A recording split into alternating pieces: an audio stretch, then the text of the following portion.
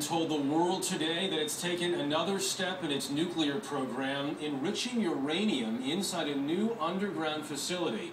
And that wasn't the only sign of defiance from Iran today. Bill Plant is following this story from the White House. Bill, good evening.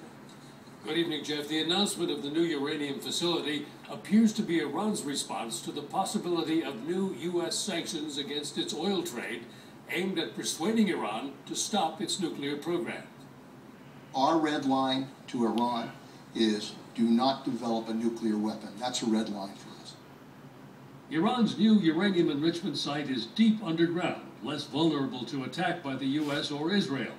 Even so, on Face the Nation today, Defense Secretary Leon Panetta made it clear that the U.S. will not allow Iran to make a weapon. I think they need to know that that if they take that step, that they're going to get stopped. Iranians have stepped up their counteroffensive.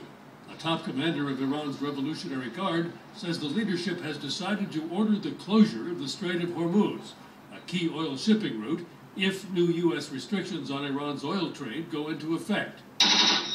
It's a threat on which Iran could make good, even if briefly, says Joint Chiefs Chairman General Martin Dempsey. They've invested in capabilities that could, in fact, for a period of time, block the Straits of Hormuz.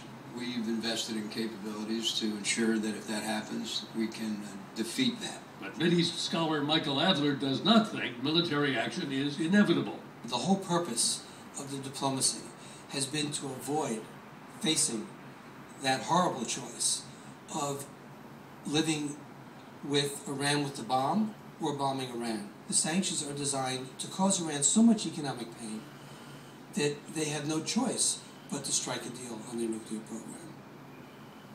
At the same time Iran is escalating its rhetoric, it is also suggesting that it may be willing to sit down and talk. But U.S. officials continue to believe that the only way to get Iran to abandon its nuclear program, short of military action, is to squeeze its economy so tightly that it will have no choice. Jeff? Bill Plant from the White House. Bill, thank you.